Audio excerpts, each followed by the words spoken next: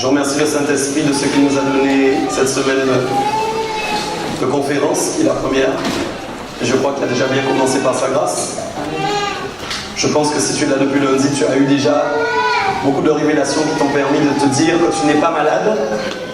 Je ne parle pas d'abord de maladie physique, mais je parle surtout de cette maladie dans notre esprit qui voudrait nous faire croire que nous sommes blessés, que nous ne pouvons pas avancer, alors qu'en fin de compte, nous sommes totalement guéris en Jésus-Christ de Nazareth, et que tout ce qui est ancien est réellement passé, et réellement tout est nouveau. Je veux croire qu'à la fin de cette conférence, beaucoup de gens qui entendaient des pensées dans leur esprit se manifestaient pour toujours les dévaloriser, les rabaisser, même en Christ leur faire croire qu'elle n'était rien. Je suis convaincu qu'à la fin de cette semaine, ce sera fini définitivement. Amen. Amen. Parce qu'il est vivant et qu'il est bon.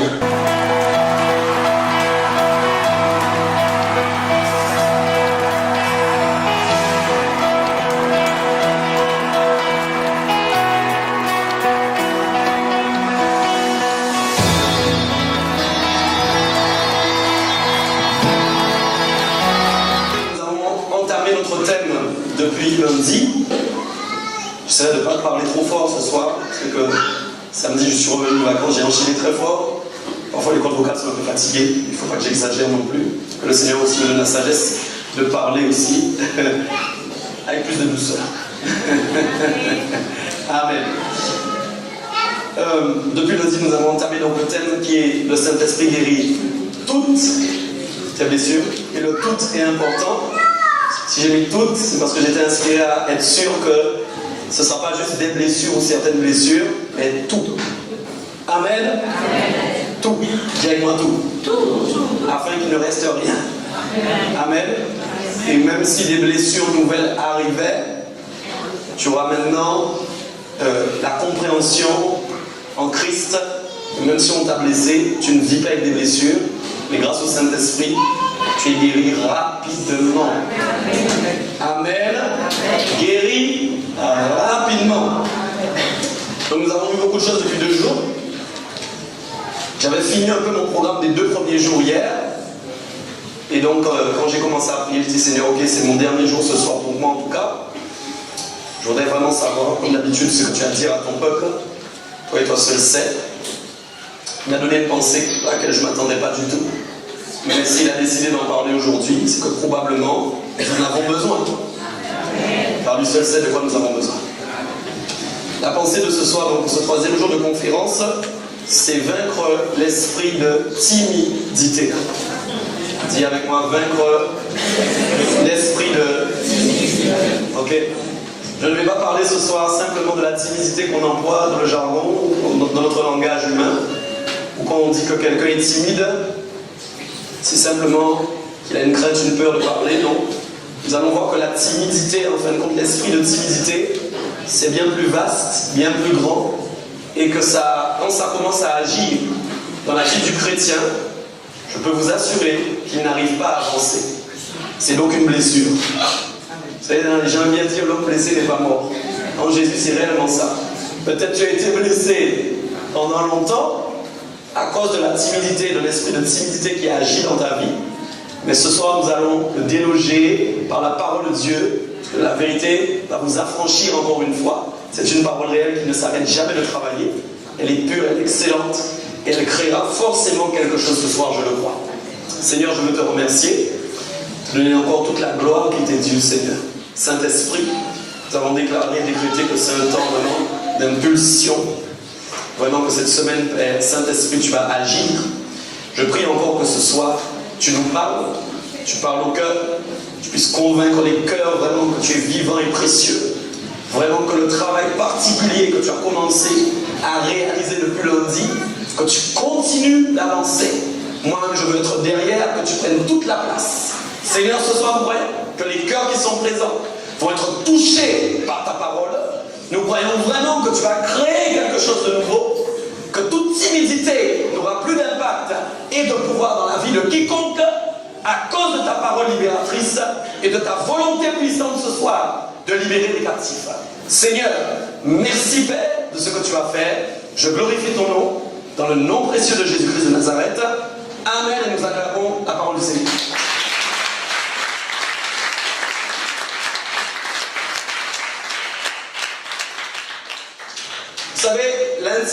l'intimidation, c'est en fin de compte, je crois, un des termes principaux de notre siècle et de notre saison.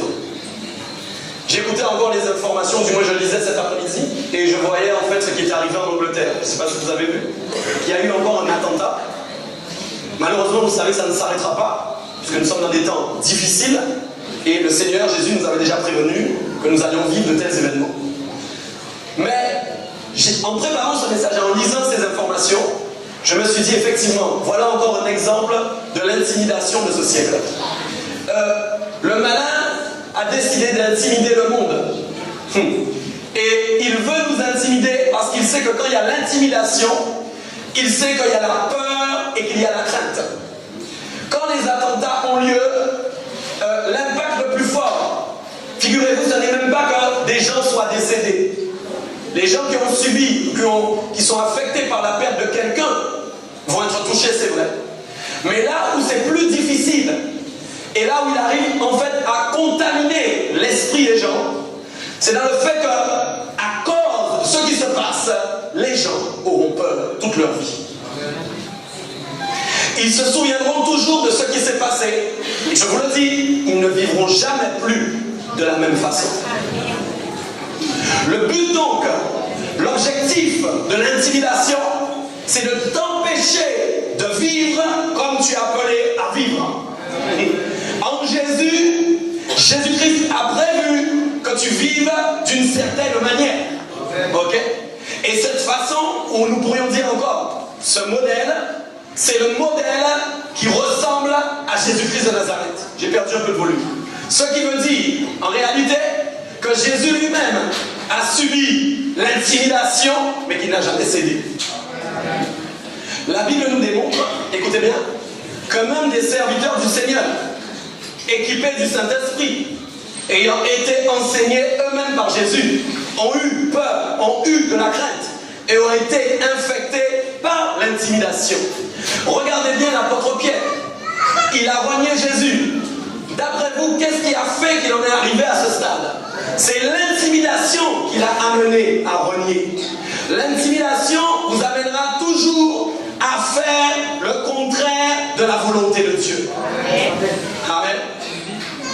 Nous ne sommes pas un peuple appelé à être dans la crainte, dans la peur, dans la soumission à ces choses-là.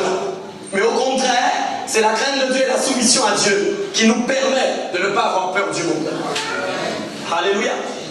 Nous voyons encore un exemple très précieux que je vais prendre ce soir avec vous, et parce que je trouve qu'il est en fin de compte un des exemples intéressants pour que nous puissions parler de l'intimidation. C'est l'histoire de Jonas. Je voudrais parler avec vous de 7 conséquences de son abdication. Quand je dis abdication, le fait qu'il ait abdiqué, en fin de compte, qu'il n'ait pas résisté à l'intimidation. Sachez bien quelque chose. Le diable nous observe, la Bible nous l'a enseigné. Et le diable, en fin de compte, ce n'est pas d'abord ta mort qu'il veut, mais d'abord, il veut t'intimider. Parce qu'il sait que quand il t'intimidera, il t'amènera forcément vers une mauvaise direction. Jonas, nous allons prendre donc l'exemple de Jonas, Jonas au chapitre 1, et nous lirons à partir du verset 1. Alléluia. Je vais aborder avec vous 7 conséquences de l'intimidation. Jonas chapitre 1, verset 1. Ok, si on peut lire ensemble, à mon top 1, 2, 3. La parole de l'Éternel fut adressée à Jonas, fils d'Amittai, en ces mots. Lève-toi, va à Ninive, la grande ville, et crie contre elle, car sa méchanceté est montée jusqu'à moi. Avant d'aller plus loin, je voudrais faire un petit parallèle. Est-ce que vous savez que le diable aime créer des montagnes? Sachez une chose, l'Éternel est le créateur des montagnes que vous voyez dehors. Quand vous voyez le volcan là-bas derrière, vous savez que c'est une œuvre de l'Éternel. Mais écoutez bien ce que je vous dis. L'ennemi aussi, lui, aime créer des montagnes. Mais ce ne sont pas des montagnes que vous voyez de vos yeux. Ce sont des montagnes qu'il crée à travers un système d'intimidation. Vous savez, quand Dieu a parlé à Jonas et qui lui a dit, lève-toi et va à Ninive. Il y a quelque chose qui est important derrière Ninive. Comment on appelait cette ville, si vous avez bien lu? La grande.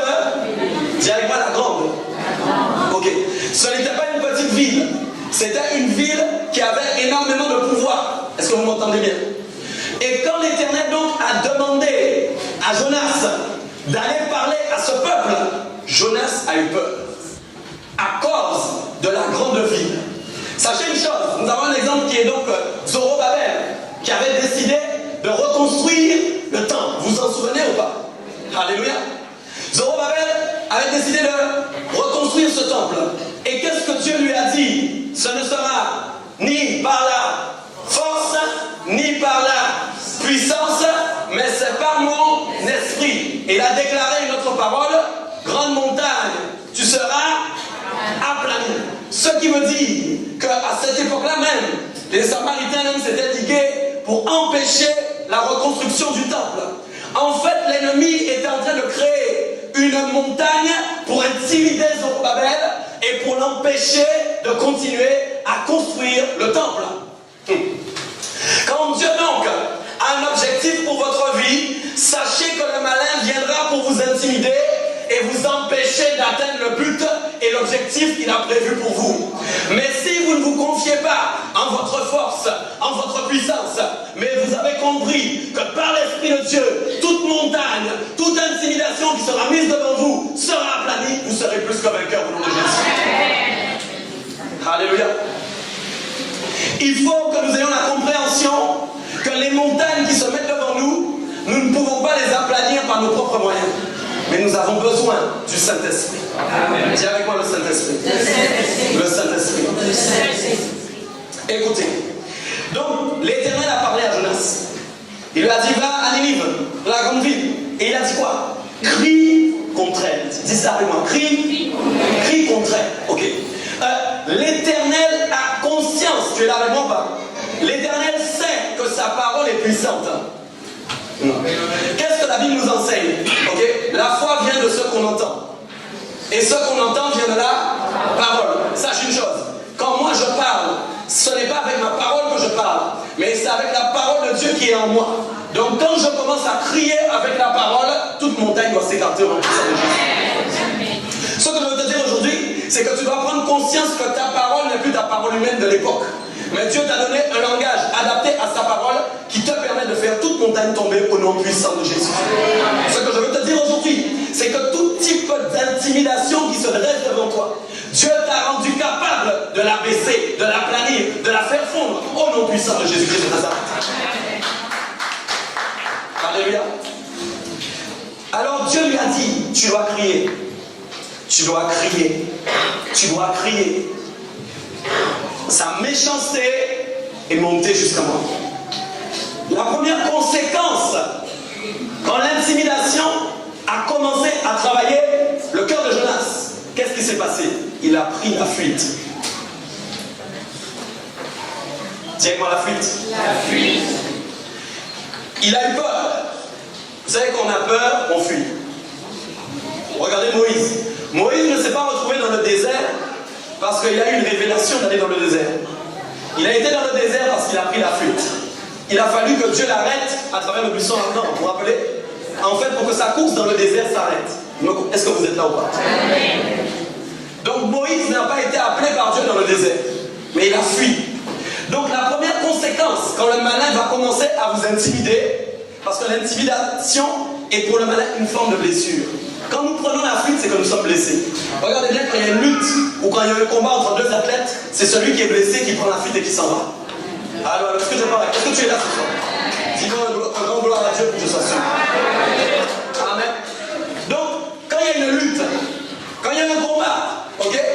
Quand il y a une lutte et qu'il y a un combat et qu'il y a une difficulté et que vous commencez à avoir peur de l'ennemi, la première réaction va être de prendre la fuite. Ok. Et Jonas a fait quoi? C'est écrit au verset 3. Jonas se leva pour s'enfuir à Tarsis. La fuite l'a amené dans une autre direction que celle que Dieu lui avait proposée. Et écoute, tu es appelé à aller quelque part. Mais le diable fera toujours que tu t'écartes de la bonne direction pour aller ailleurs. Dites, je ne dois pas avoir peur. Mais Dieu, c'est sérieux. Tu ne dois pas avoir peur. Tu ne dois pas avoir peur, c'est sérieux. Ok. L'intimidation, c'est la crainte, c'est la peur. C'est ce qui amène la lâcheté. C'est ce qui amène la honte. C'est ce qui amène la fuite. Ok. Qu'est-ce que la Bible nous enseigne? Jonas a pris la fuite, verset 3. Il s'est levé pour s'enfuir à Tarsis. Comment? Loin de la face de l'Éternel. Il est descendu à Jaffo. Il a trouvé un navire qui allait à Tarsis. Il a payé le prix du transport. Il s'est embarqué pour aller avec les passagers. Et il était loin de la face de l'Éternel. Imagine tout ce qu'on est capable de faire quand on veut fuir. Incroyable. Pour fuir, certains sont prêts à payer des billets d'avion. Écoute, la volonté de Dieu est plus puissante que la volonté du diable. Crois-le au puissant de Jésus. Écoute, la volonté du Seigneur est plus puissante. Il n'y a pas de comparaison. Ok? Les gens, pour fuir, ne se rendent pas compte. Ils ont plus de foi que quand il faut aller vers Dieu. Amen. C'est ça. Pour fuir, vous allez trouver une foi incroyable. Écoutez, Jonas a eu la foi. Tu me comprends bien ou pas? Il n'avait pas la foi pour aller à Ninive, mais bizarrement, il a eu la foi pour aller ailleurs. Incroyable. Vous vous rendez compte? Parfois, nous comprenons mal les choses. Écoutez tout ce qu'il a fait. Donc, la première réaction, la première conséquence, il a fui. Quand un homme ou une femme a un cœur sincère devant le Seigneur et qu'il fuit, Dieu va le poursuivre. Ça, c'est la deuxième conséquence. Est-ce que tu es là? Le Seigneur ne va pas le laisser comme ça. Écoutez, Dieu nous aime. La Bible dit que c'est une brebis égale. Il part, il laisse les 99 et il va chercher sa fille égale. Est-ce que nous sommes OK? Le Seigneur, il t'aime. Ne voyez pas, le Seigneur ne dit pas, ah ouais, celui-là, je m'en fiche. Non. Le Seigneur va vouloir récupérer sa brebis. Maintenant, si la brebis ne veut pas, ça c'est une autre affaire. Mais il ira chercher. Qu'est-ce qui s'est passé? Deuxième conséquence. La deuxième conséquence, il est parti poursuivre Jonas. Et verset 4 nous dit, mais l'Éternel fit souffler, disons, sur la mer un vent impétueux. Il s'éleva sur la mer une grande tempête. Le navire menaçait de faire naufrage. Voyez quelque chose? Parfois, nous, en tant que chrétiens, dans notre petite mentalité, nous ne sommes pas dans la volonté de Dieu. Et tu vas commencer à croire que des événements difficiles commencent à t'arriver. Toi-même, tu crois que c'est le diable qui est en train de t'attaquer, alors qu'en fait, c'est pas le diable qui est en train de t'attaquer, mais c'est Dieu qui est en train d'essayer de te récupérer. Il faut avoir beaucoup de discernement. Hein? Ok? Parfois, les gens confondent la volonté de Dieu et la volonté de ce que le diable fait. Et ça, c'est très dangereux. Parce que si tu n'as pas saisi en fait que c'est Dieu qui est en train de te secouer pour te ramener à lui, tu vas rester très longtemps dans le désert. Ok? Si j'accepte les secousses du Seigneur. Dès que les secousses du Seigneur te ramènent à sa volonté, tu as tout gagné au nom de Jésus. Les montagnes qui veulent te faire changer de direction. Regardez bien quelque chose. Si vous arrivez devant une montagne, qu'est-ce que vous faites? Vous passez ailleurs. Pourquoi? Peu sont courageux, peu se disent je vais monter, je vais passer de l'autre côté. Parce qu'elle est trop haute. C'est pas vrai ou pas? Ok? Donc dans votre esprit, le seul moyen ce serait quoi? Que cette montagne disparaisse pour aller plus vite. Mais c'est possible. Je ne sais pas si tu as compris. C'est possible.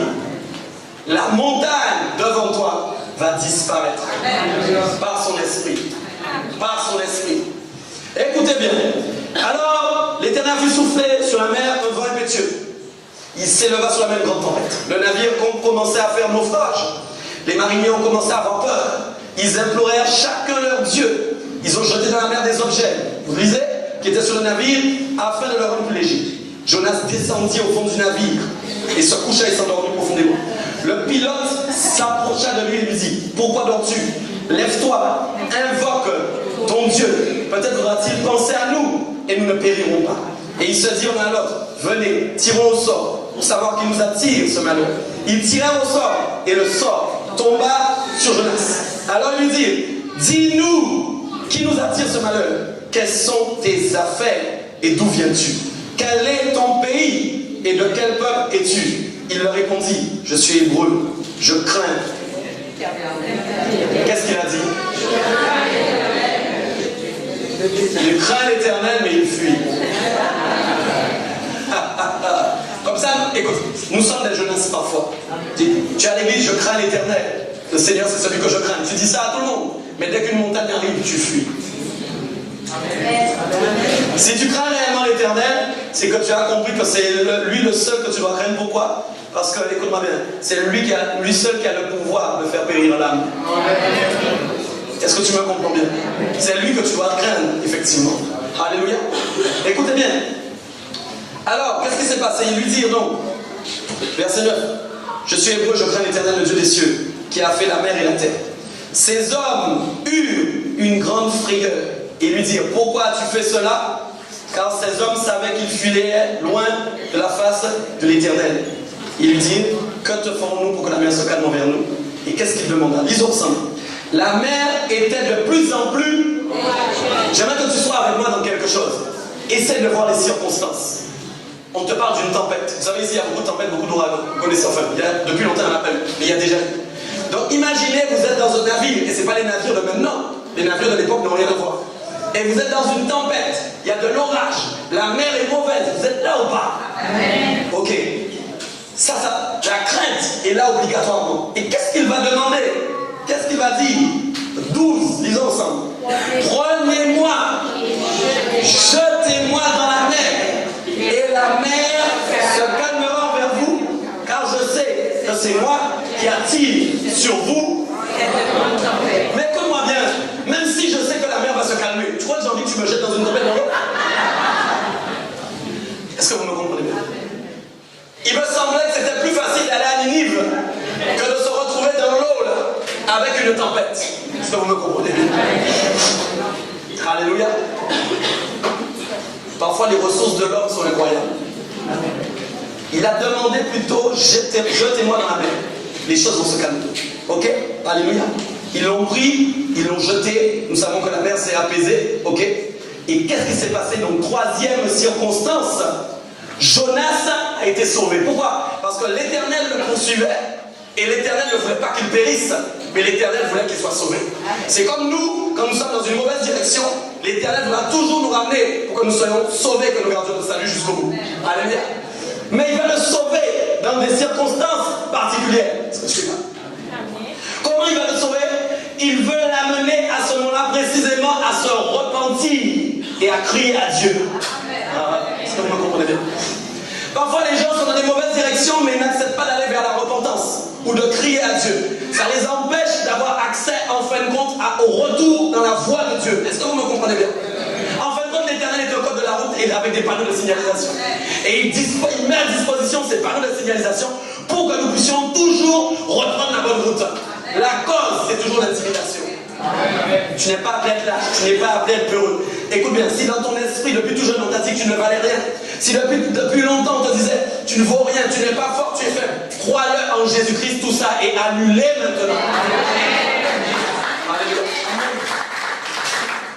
Nous n'avons pas peur d'être intimidés, ok? Ne soyons pas comme Pierre qui a remis Jésus parce qu'il était intimidé. Est-ce que vous me comprenez bien? Le Seigneur est fort. Alléluia. Alors comment il a fait? Jonas s'est retrouvé dans le ventre du poisson. Il s'est retrouvé dans le ventre du poisson. Et Dieu l'a amené à être dans un positionnement de détresse. La détresse. Tu te retrouves dans une situation, dans un lieu, dans une atmosphère où tu ne devais pas être. Est-ce que vous me comprenez bien? Quand le diable arrive à te faire peur, il t'amènera toujours dans cette situation. Quand il arrive à t'intimider, à te faire fuir, il t'amènera là, au milieu. Alléluia. Et Dieu te récupérera pour que tu cries à lui. Sur ton chemin, tu courras, mais Dieu t'arrêtera. Alléluia. Écoutez bien. Qu'est-ce qu'il lui a dit? Dans ma détresse, j'ai invoqué l'Éternel. Et il m'a exaucé. Du sein du séjour des morts, j'ai crié. Et tu as entendu ma voix. Tu m'as jeté dans l'abîme, dans le cœur de la mer. Et les courants d'eau m'ont environné. Toutes tes vagues et tous tes flots ont passé sur moi. Donc Jonas a commencé à être dans la détresse. Est-ce que vous me comprenez bien? Et mes amis, la détresse, ça nous amène toujours à dire à Dieu des paroles extraordinaires. Est-ce que vous me comprenez bien? C'est pas comme nous disions aujourd'hui que nous cherchons la détresse. Mais simplement, il est bon, si nous sommes sur une mauvaise voie, de laisser le Seigneur nous appeler là. C'est ce qui est arrivé à Jonas à ce moment-là. Puis Jonas a commencé à prier, ok? Et il a commencé à se repentir, ok?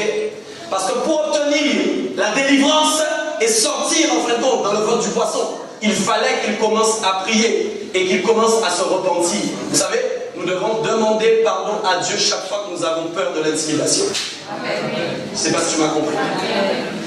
Pourquoi? Chaque fois que nous avons peur, nous disons à Dieu qu'il n'est pas fort. Je ne sais pas si tu m'as compris. Chaque fois que nous disons que nous craignons, nous sommes en train de dire à Jésus, tu n'es pas assez puissant. Chaque fois que nous disons, je suis lâche, tu es en train de dire à Jésus, tu n'as pas assez de force. Est-ce que vous me comprenez, peuple de Dieu? L'intimidation, alléluia, ne vient pas de Dieu. Dès que ton esprit commence à alimenter ce genre de choses, que tu entends dans tes pensées, je n'y arriverai pas, j'ai peur, j'ai de la crainte, tu dois tout de suite annuler ces paroles. Tu n'as même pas intérêt à les proclamer sur ta propre vie. Parce que quand tu les proclames, écoutez-moi bien, c'est ce que nous disons qui s'accomplit. Une fois que tu as dit j'ai peur, je t'assure, dans l'instant même tu as peur. On se comprend pas? Alléluia. Donc Jonas a été délivré à ce moment-là. Ok? L'Éternel a parlé au poisson et Jonas fut sorti du ventre du poisson. Alléluia. Est-ce qu'on se comprend? Amen. Écoutez-moi. Donc, aujourd'hui dans le monde dans lequel nous vivons, tu es en Christ et tu as reçu le Saint-Esprit. Dis avec moi Saint-Esprit. L'Esprit est plus fort que la montagne. Dis avec moi l'Esprit est plus fort que la montagne. L'Esprit est plus fort que la montagne. Ok? Quelle que soit la typologie de la montagne que le diable va dresser devant toi, quelle que soit sa conception, quels que soient les éléments qui l'ont formé, le Saint-Esprit est prévu pour la balayer au nom puissant de Jésus. Il n'y a aucune montagne qui va se dresser devant le Saint-Esprit que le Saint-Esprit ne pourra pas la baisser au nom puissant de Jésus. Le Saint-Esprit est venu vivre en toi pour que toi-même tu aies la force et le courage de lui dire va-t'en au nom puissant de Jésus. Il vit en toi. Alléluia. Gloire au Seigneur pour ça. Nous disons gloire.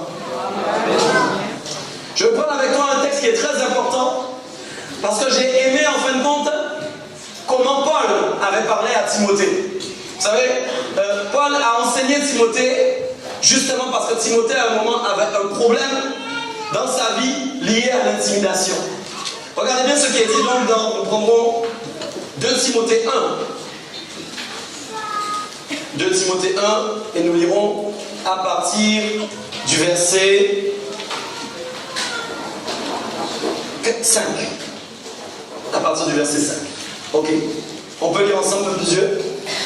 1, 2, 3. Gardant le souvenir de la foi sincère qui est en toi. Donc c'est Paul qui est en train de parler à Timothée, qui habita d'abord dans ton aïeul, Loïs, et dans ta mère, Eunice, et qui, j'en suis persuadé, habite aussi en toi. Donc regardez bien quelque chose. Timothée, il y a un élément qui nous est donné ici par Paul. Paul a expliqué en fait que Timothée avait déjà de la foi. Ok? Il avait de la foi. D'ailleurs, il a bien expliqué que son aïeul ainsi que sa mère qui l'ont précédé avant, elles-mêmes étaient des femmes de foi. Ok? Donc Timothée avait de la foi. Comme toi, normalement, tu as de la foi. Nous sommes ok?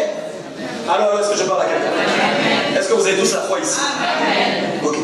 Donc Timothée avait de la foi. Ça, c'est la première chose. Deuxième point, au verset 6, il est dit: je t'exhorte à ranimer le don de Dieu que tu as reçu par l'imposition des mains. Donc, deuxième chose que Timothée avait reçu un don. D'ailleurs, plus loin, il est dit que par prophétie aussi, le collège des anciens avait prié, ok, et il avait reçu un don. Ok. On voit bien d'ailleurs plus tard que Paul lui a dit d'insister en tout temps, de prêcher, d'exhorter, de ne jamais s'arrêter. Ok. Donc, dis avec moi, foi et don. Ok. Donc, c'est pourquoi je t'exhorte à ranimer le don de Dieu que tu as reçu par l'imposition des mains. Car ce n'est pas un esprit de timidité que Dieu nous a donné, mais un esprit de force, d'amour et de sagesse. N'aie donc point honte du témoignage Seigneur, ni de moi son prisonnier, mais souffre avec moi pour l'évangile par la puissance de Dieu. Donc, troisième point important, élément que Timothée avait, c'est l'Esprit de Dieu. Suis-moi bien. Donc, cet homme avait trois choses. La foi, vous êtes là ou pas? Le don de Dieu, il avait reçu un don. Et troisièmement, il avait l'Esprit. Ça veut dire que c'est un homme qui était équipé. Comme toi aussi, tu es équipé. Mais ça ne veut pas dire que forcément tu as l'équipement, mais que tu ne peux pas être intimidé. Amen. Timothée avait un problème à ce moment-là, écoutez bien, qui était très important. Il y avait beaucoup de faux docteurs. Il y avait beaucoup de problèmes à Rome. Est-ce que vous m'entendez bien? Tout était fait en fin de compte pour l'intimider. Et à cette époque-là même, il avait lui-même la crainte d'enseigner et de parler de Dieu partout. Le but du diable, c'est que vous n'évangélisiez pas. Le but du diable, c'est que vous ne parliez pas à votre famille de Jésus-Christ. Le but du diable, c'est que vous ne parliez pas à vos amis de Jésus-Christ de Nazareth. Plus vous laissez le diable vous intimider, et moins vous parlerez de Jésus. Il y a des gens qui n'arrivent même pas à ouvrir la bouche pour prier, simplement à cause de l'intimidation. Le diable leur fait croire que dans la salle, s'il se met à prier, tout le monde va l'écouter, que sa prière sera laide. C'est un mensonge. Ah, écoute, c'est vrai. L'intimidation est toujours là pour vous empêcher de faire quelque chose. C'est pourquoi quand Paul a commencé à exhorter Timothée, il lui a rappelé tout ce qu'il avait reçu. C'est pourquoi il est bon ce soir, quand tu commences à te rappeler de tout ce que Dieu t'a donné. Nous avons beaucoup de facilité à retenir tout ce qui est mauvais et nous oublions trop rapidement tout ce qui est bon. Parfois, le diable réussit à te faire oublier même les paroles de bénédiction que tu as reçues. Tu vas plus retenir les choses mauvaises qu'on a dit sur ta vie que sur les bonnes choses. Pourtant, les mauvaises choses ne servent à rien parce qu'elles ne t'édifient pas, elles ne te perfectionnent pas, alors que les bonnes choses que tu as reçues sont là pour te perfectionner et pour te faire devenir puissant. Est-ce que je parle à quelqu'un ce soir? Tu ne dois plus laisser l'intimidation t'assister. Tu es assisté par le Saint-Esprit et tu es composé maintenant de la dimension puissante de la recréation. Parce que lorsque Dieu t'a recréé, tu as reçu un esprit nouveau qui est entré en toi, qui est fort, qui est puissant et qui se manifeste dans sa gloire. C'est quoi nous avons expliqué hier. Rappelez-vous, la dimension de la puissance de la résurrection de Jésus-Christ de Nazareth est au même niveau que la dimension de la puissance de ta nouvelle personne de qui tu es. C'est-à-dire la recréation. Est-ce que vous me comprenez? Amen. C'est quand Jésus est ressuscité que nous sommes devenus nouveaux. Amen. Nous avons eu accès à la nouveauté. Et dans la nouveauté, il n'y a pas d'intimidation. Au contraire, c'est toi qui dois intimider tes ennemis dans la prière. Au contraire, le diable entend tes prières. Et c'est lui qui doit être intimidé. Et c'est lui qui doit plier bagage parce que tu lui résistes au nom puissant de Jésus. On se comprend pas? Donc voyez bien, je veux qu'on soit au niveau. Soyons humbles. Timothée était déjà quelqu'un de vraiment un serviteur, un bon serviteur. Lui-même était équipé. Ce qui veut dire un beau soldat peut avoir une belle armure, mais ça ne veut pas dire pour autant qu'il ne sera pas intimidé. Écoutez bien, même quand les soldats américains, vous avez vu le matériel des soldats américains? Est-ce que vous avez déjà observé ça? Ils sont suréquipés. Ils ont un matériel extraordinaire. Je vous assure que malgré tout, quand ils se retrouvent devant Daesh, ils ont peur. Pourquoi? Daesh a quelque chose de très fort, c'est le mental. Et il travaille sur le mental. L'Américain aura peur de mourir, eux ils n'auront pas peur de mourir. Est-ce que vous me comprenez bien? Donc c'est comme ça qu'ils arrivent à intimider. Le diable n'aura jamais peur de vous intimider. Vous savez pourquoi? Il est vaincu.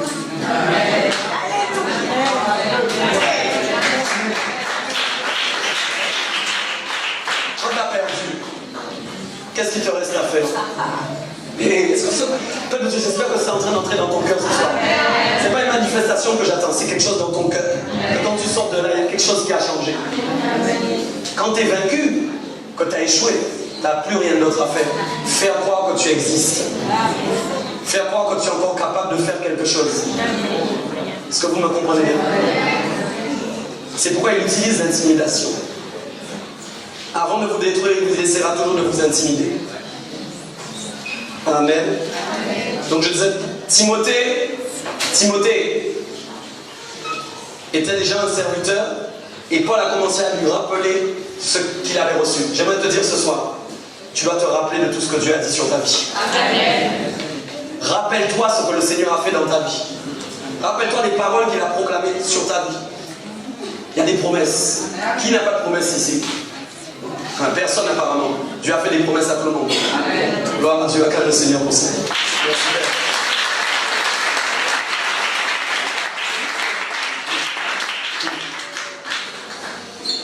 Paul va encore rappeler quelque chose à Timothée qui est très important, mes amis. J'aimerais vous dire quelque chose. Nous sommes programmés pour subir l'intimidation. Vous savez pourquoi? Jésus est notre modèle. Et Jésus a subi toute sa vie la souffrance et l'intimidation. C'est pourquoi aussi, quand Paul va parler à Timothée, il va lui rappeler sa vocation. Dis avec moi vocation. La vocation, ça veut dire que nous sommes voués tous ici à quelque chose. Désolé, mais notre première vocation, c'est pas faire la fête. La joie du Seigneur, ça n'a rien à voir. On se comprend. Mais nous avons une vocation. Souffrir pour le nom de Christ. Ça, en fait, on n'aime pas trop dire ça. Ça n'intéresse pas trop les gens. Les gens préfèrent seulement la joie de l'Éternel. Mais la souffrance de Christ, c'est important aussi. Est-ce que tu m'entends bien? Quand tu as compris que tu es programmé pour souffrir comme Christ a été programmé lui, quand les souffrances arriveront, tu tiendras la main de Jésus au nom. Tu ne lâcheras jamais sa main. Mais quand tu penses que les souffrances, ça n'arrivera jamais, là c'est un autre problème. Quand les souffrances arrivent, tu es déstabilisé. Je ne suis pas en train de prêcher un évangile qui fait peur, ça n'a rien à voir. Je veux que nous ayons simplement conscience de notre identité en Jésus-Christ de Nazareth. C'est pas la même chose. Est-ce qu'on se comprend bien? Les souffrances, ça fait partie du programme à cause du nom de Jésus. Écoute, tu crois que tu vas sortir et que tu vas parler de Jésus et que tout sera facile? Ça, c'est pas possible. Et il faut qu'il y ait des difficultés parce que c'est là où la gloire de Dieu se manifeste. S'il n'y a pas de difficulté, la gloire ne peut pas descendre. Mais quand il y a des difficultés, il y a un moyen de dire que Dieu a fait. Dans ta vie, tu dois expérimenter le fait que Dieu a fait un jour. Dans ta vie, tu vas expérimenter le témoignage que Dieu a fait quelque chose de glorieux pour toi un jour. Est-ce qu'on se comprend? Donc Paul a commencé à parler à Timothée. Et il lui a dit à ce moment-là,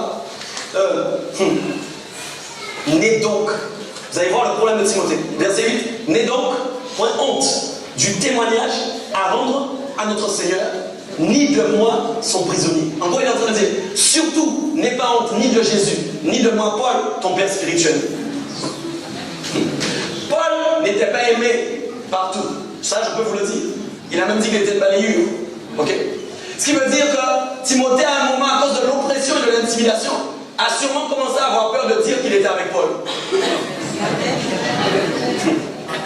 Est-ce qu'on se comprend bien? Ton pasteur peut être droit et intègre. Il peut être super. Ça ne veut pas dire qu'on ne dira pas de mauvaises choses sur lui. Et le diable fera en sorte qu'on en dise beaucoup pour que le peuple qui l'accompagne ne parle pas de lui. Je ne parle pas d'élévation quand Jésus ne parle pas de lui. On s'est compris.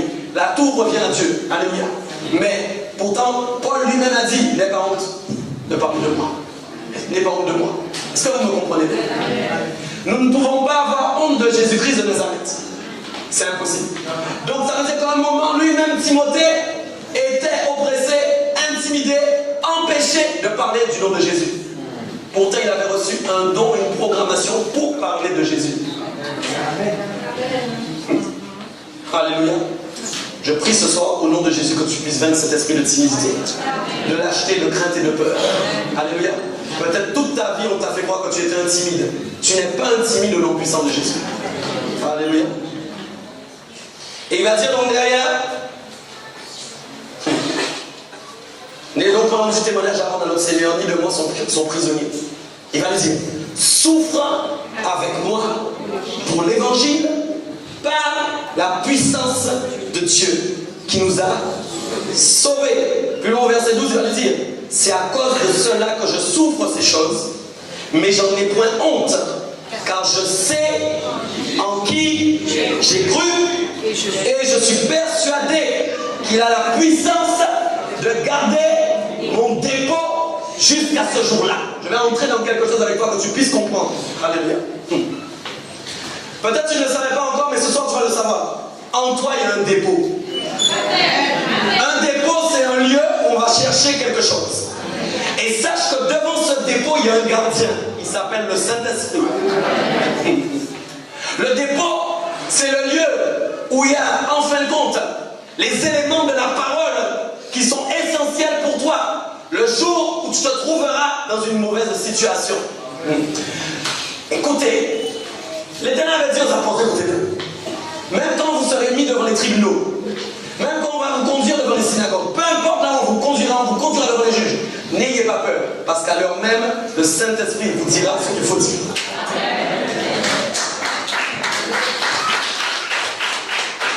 C'est dans le dépôt qu'on va chercher la parole inspirée. Et écoute bien ce que je te dis.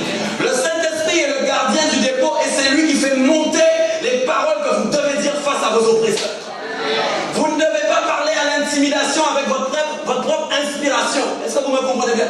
Quand vous allez parler à l'oppression de vous-même, ce ne sera pas la même chose. Mais quand vous allez commencer à vous laisser inspirer par le Saint-Esprit, les mots, les paroles que Dieu a déposées dans le dépôt vont remonter jusqu'à votre bouche pour que vous puissiez répondre à l'intimidation et parler à la montagne.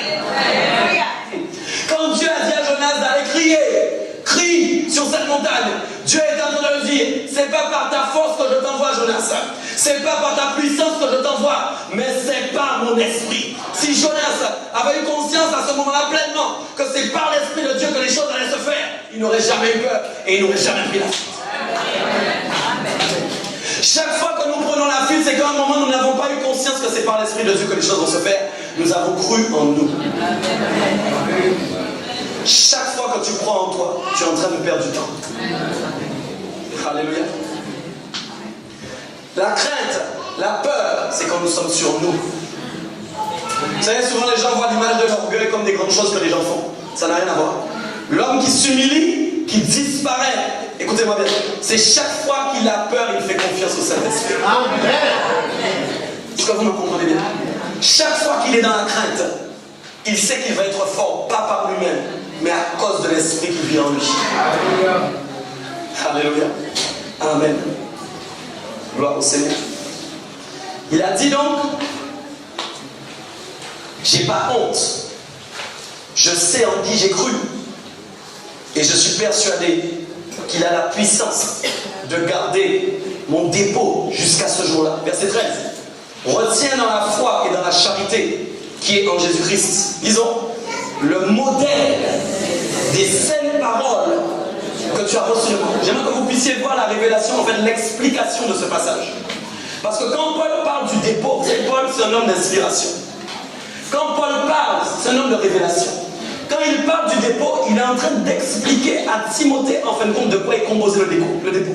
C'est pourquoi il dit, écoutez bien, retiens dans la foi et dans la charité, qui est en Jésus, le modèle des saintes paroles. En gros, écoute bien, il est en train de dire, ton dépôt ne doit pas être rempli de d'autres paroles que les paroles saines de Jésus-Christ. C'est pourquoi il a enseigné à Timothée d'éviter les discussions vaines. Le diable aime contaminer votre dépôt. Quand il agit avec l'intimidation, il peut vous conduire à vous énerver. Il peut vous conduire à entrer dans des discussions dans lesquelles vous n'êtes pas appelé. Quand il a réussi à faire ces choses-là, au lieu que les paroles saines qui devaient rester dans le dépôt soient présentes, elles sont mélangées avec des paroles qui ne sont plus des paroles selon le modèle de Jésus-Christ de Nazareth. Résultat, même quand vous voulez aller chercher des paroles pour crier contre la montagne, vous ne les trouvez pas. Vous n'êtes pas inspiré parce qu'il y a d'autres mots qui sont venus recouvrir les mots sains que Dieu a mis dans le dépôt. C'est pourquoi Paul va parler de modèle. Vas-y avec moi, modèle. Paul va parler à Timothée de modèle. Il est en train de lui dire, ne pense pas que tu parleras selon toi-même, selon ton intelligence, mais tu parleras selon quelque chose d'inspiré. Chaque fois que tu as peur et que tu es intimidé, l'Éternel est en train de te donner une occasion d'être inspiré par son esprit. Nous ne combattons pas par... Tu ne combats pas par toi-même. C'est ça, je ne combats pas par moi-même. Église, est-ce que tu es là? Je ne combats pas par moi-même. Je ne combats pas par mes propres forces. Quand tu sors d'ici ce soir, tu dois être conscient de ça. L'esprit qui vit en toi, c'est lui qui doit avoir le pouvoir. Il lui a dit donc, le modèle des saines paroles que tu as reçues de moi. Paul lui avait donné les paroles, les bonnes paroles qu'il devait garder. Derrière, il va confirmer que c'est bien du dépôt qu'il parle, parce qu'il va dire, garde le bon dépôt par le Saint-Esprit qui habite en toi. Et le par le Saint-Esprit, mes amis, est très important. Ça veut dire que quand il va dans le dépôt, c'est pas par lui-même. Il passe par le Saint-Esprit. Parce que le Saint-Esprit est le gardien du dépôt. La Bible dit que tu es le temple du Saint-Esprit. Il y a le Saint-Esprit, mais il y a un dépôt qui reçoit des paroles. Aujourd'hui même, Dieu est en train de déposer des paroles. Est-ce que tu me comprends bien? Le Saint-Esprit les réactive chaque fois que tu en as besoin. Alléluia. Les paroles, c'est pas nous qui allons les chercher, mais c'est l'Esprit qui vient les distribuer. Acclame le Seigneur si tu comprends ces choses-là.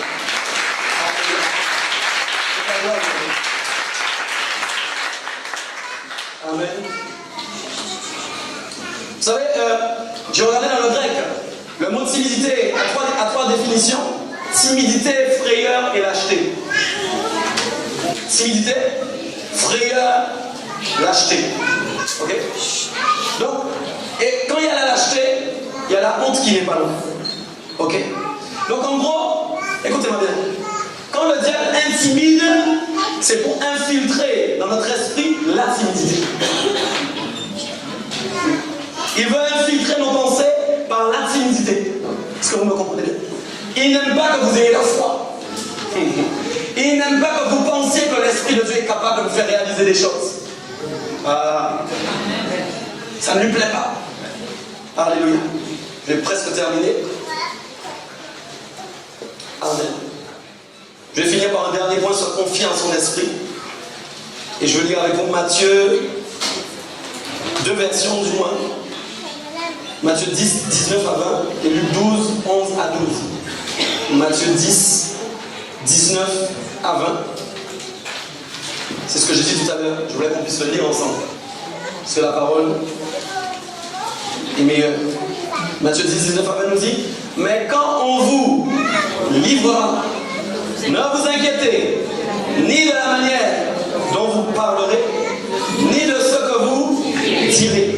Ce que vous aurez à dire vous sera donné à l'heure même, car ce n'est pas vous qui parlerez, c'est l'Esprit de votre Père qui parlera. Amen. Dis: je parle trop. C'est la vérité pour nous tous. Chaque fois que tu parles trop, tu ne laisses pas une occasion au Saint-Esprit de pouvoir te faire parler. Allô, allô, allô. Tu n'es pas appelé à parler de toi-même, tu es appelé à parler par le Saint-Esprit. C'est pas la même chose. Vous savez, nous avons quitté un monde où nous parlons énormément et parfois ça nous poursuit, ne laissant même pas une occasion au Saint-Esprit de pouvoir parler à travers nous. Alléluia. Comment vous pouvez comprendre que dans la vie, vous parlez, si nous devions chronométrer le nombre de fois, je ne sais même pas combien de minutes, combien de secondes, d'heures ça représente. Tellement nous parlons, mais quand nous arrivons parfois en prière, nous n'arrivons même pas à tenir 5 minutes. Allô, allô. Ça prouve que nous appuyons sur nous. Le Saint-Esprit n'a pas assez l'occasion de prendre toute la place pour inspirer quelqu'un. Écoutez, écoutez. Si vous-même, vous ne vous habituez pas à vous laisser inspirer par le Saint-Esprit vous-même quand vous priez. C'est quoi la Bible dit? Faites dans tout temps toutes sortes de prières. Ok? De supplication. Priez par l'Esprit. Si vous-même vous habituez pas à prier par l'Esprit de Dieu, ok? Quand l'intimidation viendra, quand la montagne viendra, vous serez incapable d'être inspiré par l'Esprit pour la faire tomber au nom de Dieu. C'est pourquoi d'abord ça commence déjà par votre intimité avec le Saint-Esprit. Vous devez vous-même commencer à vous habituer à prier, à le laisser vous inspirer, même quand vous êtes seul. Ça ne commence pas quand la montagne arrive, parce que Dieu est aussi un Dieu d'entraînement et de discipline. C'est pourquoi le Saint-Esprit vient 24 heures sur 24 en nous, pour nous discipliner à chaque moment. Ah. Écoutez bien, ce n'est pas chronométré par Dieu, c'est à disposition 24 heures sur 24. Tu peux t'entraîner quand tu veux, où tu veux, dans les conditions que tu veux. L'entraînement ne s'arrête jamais. Le Saint-Esprit est là pour nous initier à la parole inspirée. Le Saint-Esprit est là pour nous faire parler d'une façon dont nous n'aurions jamais imaginé parler. Certains t'ont dit, quand tu parles mal. Mais au nom de Jésus, je t'assure, avec le Saint-Esprit et sous l'inspiration, tu parleras d'une façon, les gens diront, c'est incroyable la manière dont tu parles. Laisse le Saint-Esprit t'inspirer. Le Seigneur est en train de te valoriser ce soir. Il est en train de te dire, tu es quelque chose à mes yeux. Tu es quelqu'un. Tu n'es pas l'ancienne personne que je voyais avant. Tu es une nouvelle créature, recréée dans la dimension de l'eau. La gloire de Dieu est permanente. Parce que le voile a été déchiré. Ce n'est pas une gloire passagère. Le reflet de la gloire de Dieu est visible. La gloire de Dieu est sur toi. C'est réel. C'est sérieux. Dois y croire. Tu n'es pas n'importe qui. Tu Tu es l'équivalent de Christ. Appelé à faire comme lui et faire plus. Si tu lui laisses prendre toute la place, il se glorifiera en toi. Les gens ne comprendront pas qui tu es. Hommes et femmes d'impact dans leur milieu, dans leur territoire, à cause du Saint-Esprit, pas à cause de vous. À cause du Saint-Esprit. Il est temps que ça soit révélé en toi. Est-ce que tu me comprends même? L'Éternel t'appelle à faire des choses extraordinaires. Des choses qui dépassent ton entendement. Et ça doit dépasser ton entendement pour que tu sois humble. Et que tu saches toujours que c'est lui qui fait, que ce n'est pas toi qui fais. Cette conférence, c'est pour que tu ressortes changé, transformé, impulsé par le Saint-Esprit. Les gars, écoute-moi bien. Tu ne prieras pas seulement dans les petites prières qu'on n'entend pas. Dieu t'appelle aussi à crier au nom puissant de Jésus. C'est une réalité. Les petites prières douces sont bonnes aussi, mais les prières qui crient sont très importantes. Jéricho est tombé à cause d'un cri.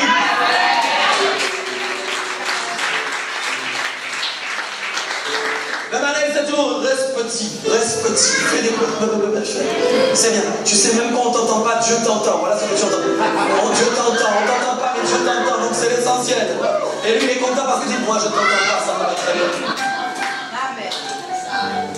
Donc, brisons ces choses-là. Brisons ces choses-là. Tu as appelé à parler doucement, oui, mais tu as appelé à crier aussi. Tu as appelé à crier fort. Parce que le diable n'hésitera pas à crier. Tu dois crier aussi. Ton cri est plus fort, plus puissant. Il y a une parole que j'ai aimée. Ésaïe 31:4 nous dit, car ainsi m'a parlé l'Éternel, comme le lionceau rugit sur sa proie, et malgré tous les bergers rassemblés contre lui, ne se laissent ni effrayer par leur voix, ni intimider par leur nombre. Est-ce que vous entendez bien? Amen. Je vais reprendre avec vous. Comme le lionceau rugit sur sa proie, malgré tous les bergers rassemblés contre lui, ne se laissent ni effrayer par leur voix. Vous êtes là? Ni intimidés par leur nombre. De même l'Éternel des armées descendra pour combattre sur la montagne de Sion et sur sa colline. Écoute-moi bien. Quel que soit leur nombre, quelle que soit la quantité de leur voix, l'Éternel est plus grand. Son esprit est plus grand. Son esprit est plus fort.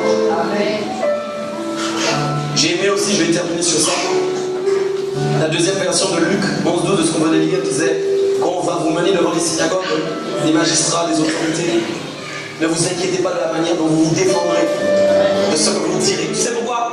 Je l'ai dit hier, c'était une parole que j'ai donnée hier. Vous êtes aussi des avocats. Vous savez vous défendre. Pas par vous-même, par le Saint-Esprit. Parce que le Saint-Esprit est un intercesseur. Il sait plaider. Je ne sais pas comment toi, il y a un avocat. Il y a quelqu'un qui plaide. Quand tu es mis devant les tribunaux, on a constaté, on veut te juger. Il y a quelqu'un qui t'inspire pour plaider. Tu plaideras ta circonstance mieux qu'un avocat. Tu feras mieux qu'un avocat qui a fait des années de droit. Simplement à cause de celui qui vit en toi. Alléluia. Acclame le Seigneur. Acclame le Seigneur. Oh oui. Le Seigneur a fait quelque chose pour ce soir.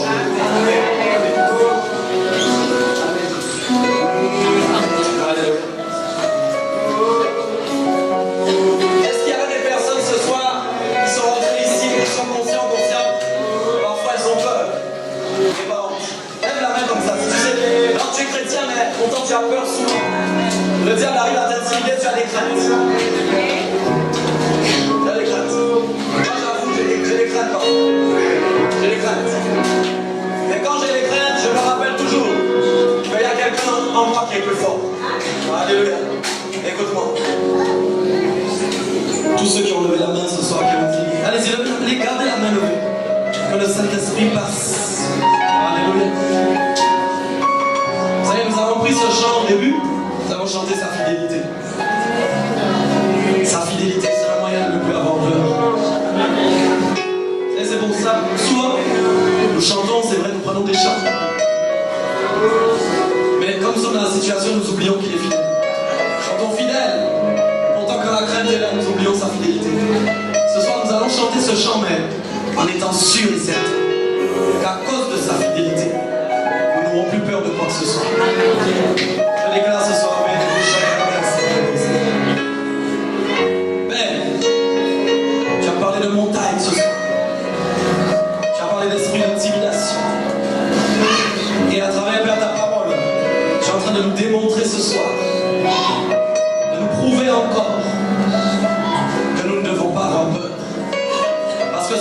tu es plus grand. Tu es plus fort. L'esprit qui vit en nous, que tu nous as donné, Seigneur, a mis à notre disposition des éléments qui surpassent notre conscience, notre manière de voir les choses. Saint-Esprit,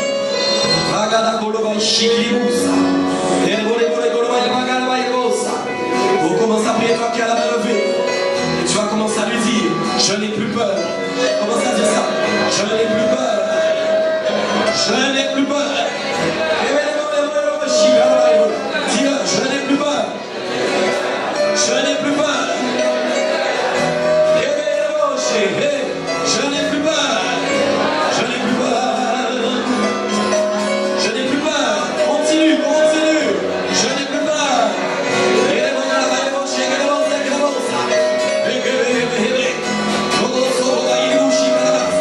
Mets à disposition, papa, ton esprit de force, ton esprit de sagesse, ton esprit d'amour. Papa, tu es en train de restaurer ce soir.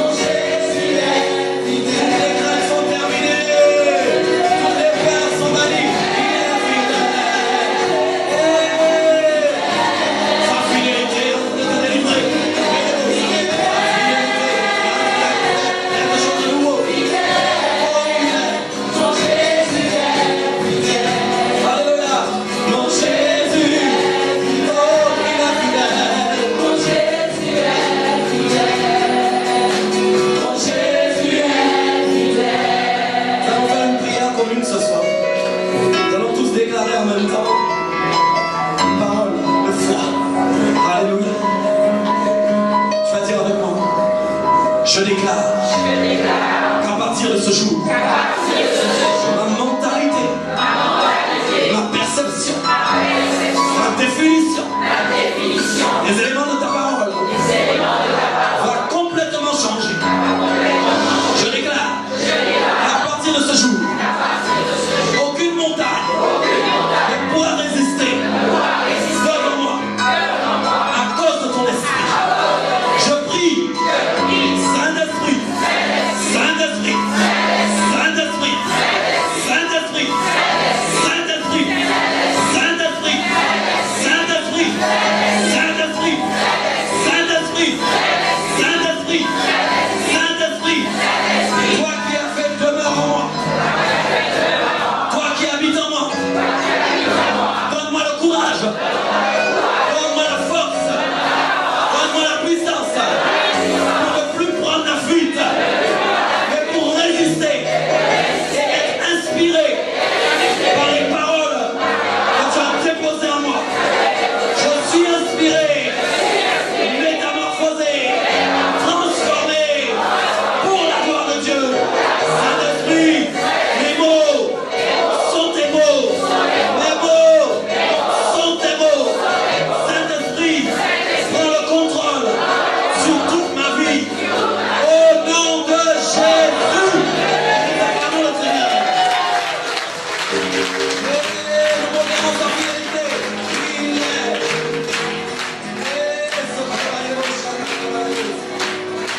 Seigneur, Jésus est fidèle.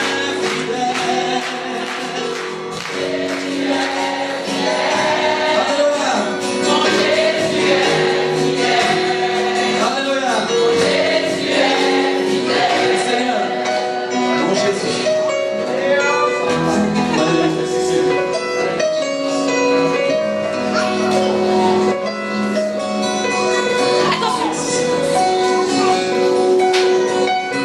Nous acclamons le Seigneur bien fort.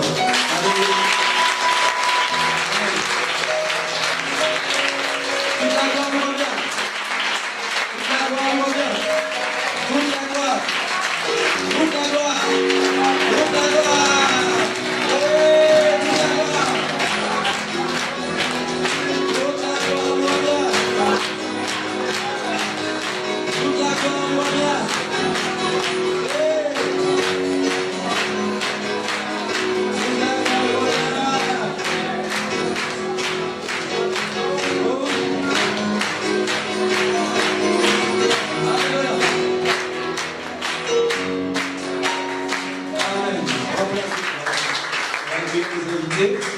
Mais je voudrais accueillir le prophète ce soir, il est arrivé. C'est le moment.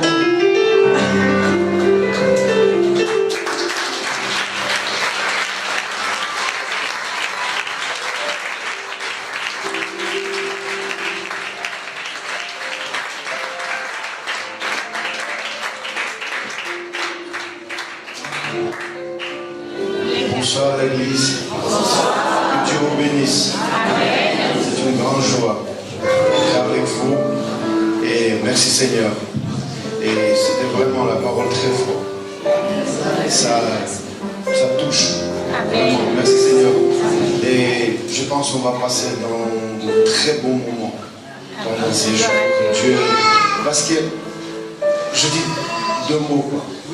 Je voyage pas pour prêcher. Je voyage pas de pays pour prêcher. Ça fait longtemps que je ne prêche pas. Je transmets la parole de Dieu. Et je pense qu'il y a un moment qui est venu pour vous, pour votre église. Dieu veut passer quelque chose. Cette église qui passe à notre niveau. Quoi. Et merci Seigneur. En tout cas, ça me touche beaucoup. Cet accueil, cette réception. Prophétesse Gertie, c'est une amie à moi. J'aime beaucoup. Et Maman Gertie, prophétesse Gertie, dans tout. On a voyagé avec elle en Inde, on a passé très bons moments ensemble et on va passer encore mieux ici. Amen.